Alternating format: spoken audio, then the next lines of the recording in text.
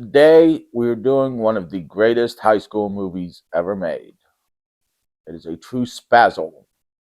It is the story of a young girl who just wants to rock and get her songs made by the Ramones, and the despot who wants to stop rock and roll. It is Rock and Roll High School. Now, this movie starts like any movie starts, introducing Vince Lombardi High School. So I assume this happens in Texas, considering it's also January and they're not really wearing heavy coats. Now we see Tom, the captain of the football team, and Kate Rambo, the scientist, who is doing science work. She has a crush on Tom, clearly, and tries to go up to him at the table. And Tom ignores her and starts reading. Then we see the music teacher, whose name for some reason I can never remember, is talking about Beethoven and notices the record player is gone. And we go to a school board meeting where they're introducing the new principal, Miss Evelyn Togar, who promises to rule the school with an iron fist. Then we go back out to Kate Rambo and her friend Riff Randall, who are introducing the school to rock and roll music. Not really introducing, because they've already heard rock and roll music, but they're playing rock. They've managed to wire the rock and roll music through the loudspeakers. And they're playing the Ramones, and the school goes nuts. Even Beethoven's picture goes nuts. Well, Togar won't have it. He goes out to investigate. And comes up and chops the cord with hedge clippers. Where she got hedge clippers, I just assume she has them on. I'm ready to cut off men's penises. Because she seems like a penis cutter. And she asks whose fault this was. Kate Rambo steps up and says it's her fault. And then asks who Riff is, and Riff introduces herself, and she gives them both detention. Kate saying she's never had detention before. Then we go back to Tom, the captain of the football team, who's trying to talk to girls but can only talk about the weather. Now, I could talk to girls in high school and talk about more than the weather, and I was very, very shy. Now, Tom decides to go get help with girls from Mr. Eagle Bauer, who sits up his office in the restroom. And Eagle Bauer tries to set him up with Kate Rambo, thinking they'd be perfect. But Tom wants Riff Randall, the rocker. Because everyone wants a rocker. Even I've got a rocker, see?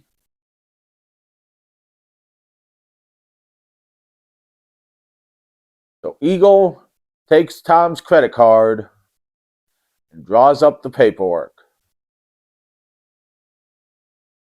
Eagle, by the way, is played by Clint Howard, who looks to be about 40-ish in this movie. I mean, all the actors look to be in their 30s, but Clint's hair is like really receding, and he definitely looks to be in his 30s.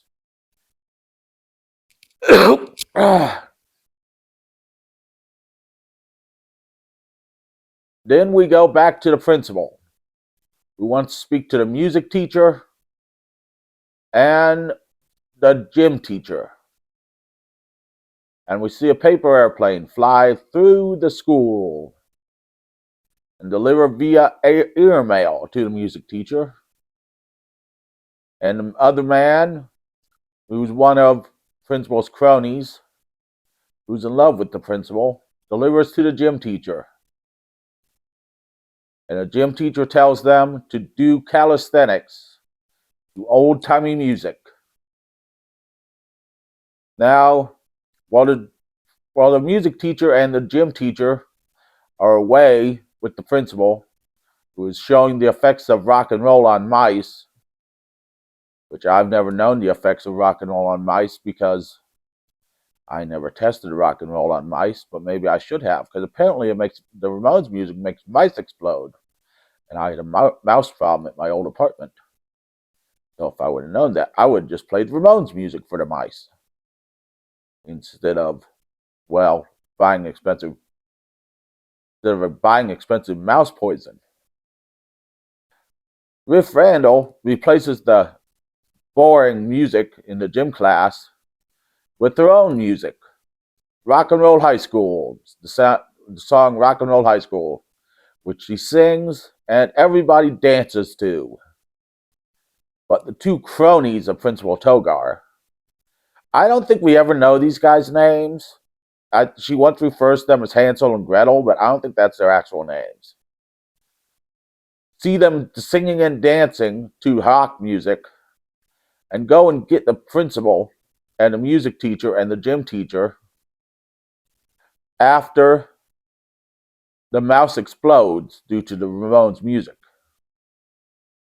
Well, they come just in time for Kate to break it up and put on the calisthenics music again, and them to be doing calisthenics. To which the principal remarks that they should be working their mind, not their body, though it is a gym class.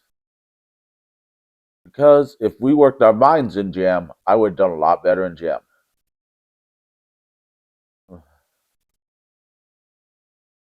Kate then says, or Rifkin says, she's going to hang out for 3 days and be first in line for the Ramones concert. And Kate has to cover for her, which she does with 3 elaborate notes.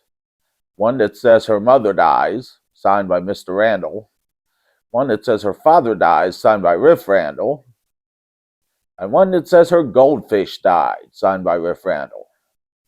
Allowing Riff to get into an argument with the top groupie for the Ramones, Angel, who tries to cut in line, and does, but gets walked to the back by the manager because the manager loves Angel. And the Ramones show up playing music where their instruments aren't even plugged in.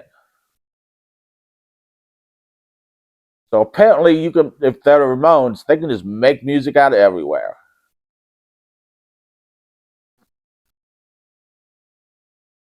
But then Riff buys 100 Ramones tickets for $1,000. Where she got $1,000? In 1979, $1,000 was a lot of money in 1979. I guess she was whoring herself out to everyone in line to make that $1,000.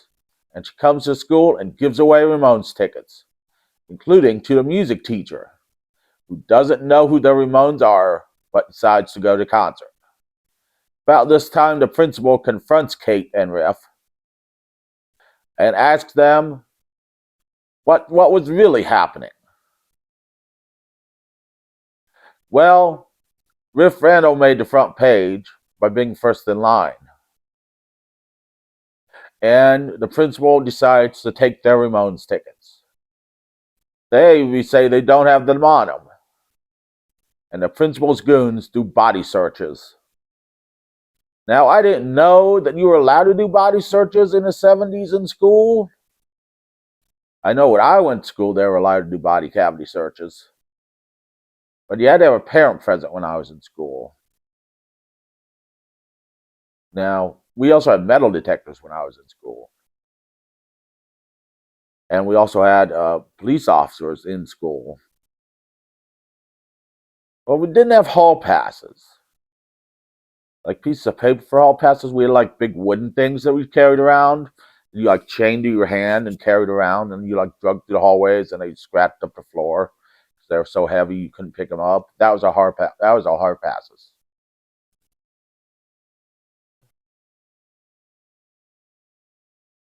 So so the principal has the Ramone tickets and is giving them to charity. And her goldfish wasn't actually dead, except it is now because the one crony ate the goldfish.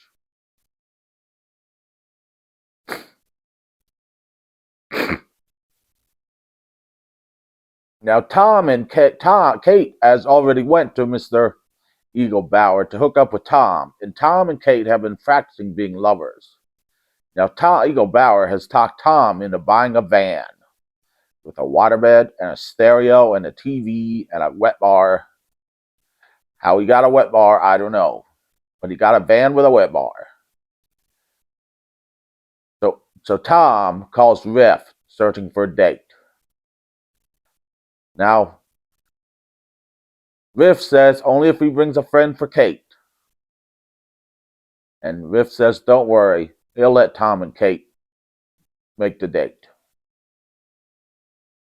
Now, on their way to the date with Tom and Eagle Bauer, they hear a contest on Kate and Riff hear a contest on the radio asking what album the one Ramones song is on. They know and go to a payphone and make the call. Remember payphones, people? You had to pay and you had to make a call and you're like, hey, it's a call. Yeah, payphones suck. Now we all have cell phones. So I did see a payphone a few years back. It was weird. But they make the call and they win the tickets. And they're going to the concert. So they go to the concert. And Screamin' Steve, the DJ, who they won the concert tickets from Radio Studio 66.6 FM, which, by the way, my grandparents in Lima lived at 666 South Jackson Street at one point. Anyways, Screamin' Steve introduces them, and Togar hears this and sends her goons, this is where she refers to them as Hansel and Gretel, to go and collect Kate and Riff from the concert. Riff has, of course, brought her songs and is trying to get backstage. Angel won't let her. Angel won't let either Kate or Riff backstage. Tom and Eagle Bauer are going to the concert to get Kate and Riff, and so Tom can declare his love for Riff. This all goes down at the concert, where Angel steals Riff's songs, and they get in a chase. And then they run into Tom and Eagle Bauer, and Tom chases Angel. And Tom and Angel stumble over a guy just trying to do cocaine off a carpet. Not a euphemism for sex. Guy's actually trying to do cocaine off a carpet.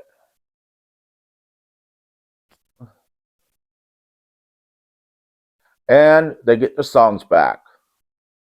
And Kate and Tom realize they're meant for each other. Now, eventually, Riff gets her songs to the Ramones. And she steals a piece of pizza and puts it in her old song catalog. Apparently, a piece of pizza is now worth Ramones piece of pizza is now worth the Ramones songbook. The Ramones say if they like it, they'll get back to her tomorrow. And they all go to school the next day, where the parents are gathered and the students are gathered for an assembly. And Togar has a high price to pay because she's lighting their records on fire. Now, you're not supposed to light records on fire. You're supposed to blow them up with dynamite. Like that guy did at Chicago White Sox Stadium when they were proving that disco sucks. So they light the records on fire, and his kids rebel and take over the school. And then the Ramones show up. And Riff invites them in. And Rock and Roll High School is back in session. They release a Rock and Roll High School banner, which seems fairly well made for them only taking over the school for the past 6 seconds. So they must have been prepared to take over the school. Surprisingly, they don't have any weapons made yet. And the school goes nuts. The Ramones start playing, and Togar gives them an ultimatum. It'll just be one black mark on their permanent record, on Riff's permanent record, if she comes out now. And Eagle Bauer comes through again, giving her a chainsaw to take out the permanent records. No one ever threatened me with a permanent record violation, but I don't think permanent records exist. I think that's something they make up to threaten you with. 'Cause I don't think an actual permanent record exists. So they wreck the permanent records, and then they have 5 minutes to come out, or else the police come in and start busting heads. And these are the police in the 70s, when the police could just come in and start whacking people with nightsticks indiscriminately, and nobody cared. Police brutality was a thing in the 70s, and nobody cared about it. They could just beat you to death, and they'd be like, oh, well, they resisted arrest. And they'd be like, that must have happened if the police said it happened. And so they'd just bury you. So the police in the 70s were brutal, so they didn't want the police to come in. But Kate has a plan with her chemistry. And so they set the school up, and they go outside where the Ramones play Rock and Roll High School, and then Riff blows the school up. How all high school movies should really end is blowing the school up. That's how high school with me should have ended. But then again, my high school isn't there anymore because they tore it down.